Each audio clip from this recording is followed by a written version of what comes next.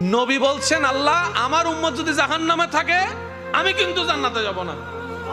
আল্লাহ বলছেন আপনি না গেলে তো জান্নাত উদ্বোধনই হবে না। এবারে মামলা কি দাঁড়ালো? আল্লাহ পাক বলে যে আমি তাহকামুল হাকিমিন নিজেকে বলেছি, বিচার না করলেও তো জিনিসটা সুন্দর হয় না। অনবী একটা কাজ করেন, ওয়ালা সাউফা ইউতিকা রাব্বুকা ফাতারদাত, আমি কাউকে বলি নাই, আপনাকে না বলেছি। আমা আরসালনাকা ইল্লা রাহমাতাল লিল আলামিন, কারো সম্পর্কে নাজিল করি নাই, আপনাকে দিয়েছি। ওয়ালাল আখিরাতু খায়রুল লাকা মিনাল উলা, কাউকে বলি নাই, আপনাকে বলেছি। আর আমি আল্লাহ ভালো করে জানি আপনি হচ্ছেন উম্মতের দরদি নবী।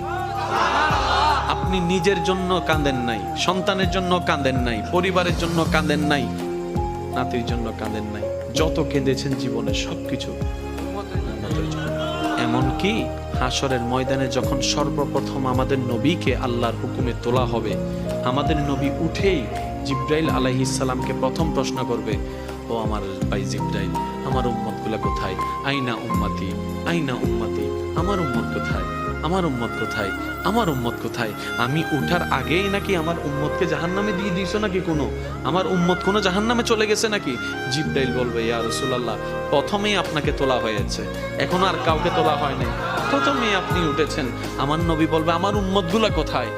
জিবরাইল বলবে, ইয়া রাসূলুল্লাহ, এখনো তারা উঠে নাই, উঠবে একটু পরে। নবী দৌড়ায় চলে যাবে আল্লাহর রহমতের দরবারের দিকে, সিজদায় যে পড়বে